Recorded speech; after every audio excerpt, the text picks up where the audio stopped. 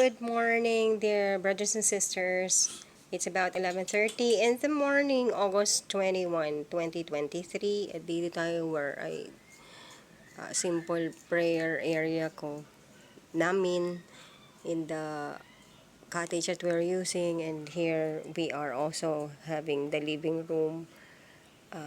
Kaliligo lang po ng ating dalawang kid pop, Maruha and Princess Lourdes. And then yesterday, I happened to be able to talk to one vet, Dr. E. And then, sa kagandahang loob, ay binigyan niya ako nitong multivitamins for the kid pop for free. Kasi sabi ko, I don't have money. I even beg around for my sustenances and for my little mission. So, this is a multivitamins lysine and plus taurine, LC Vitamin Plus. So, ngayon lang namin pinainom yung Kid Pop. And then, let's see kung ano yung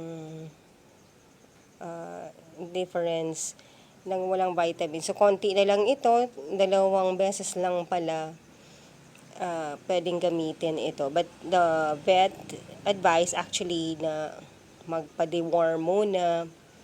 So, anyway, trinay ko ng, hindi ko sure kung may worm sila sa tiyan. Hindi naman ganun kalaki yung tiyan nila.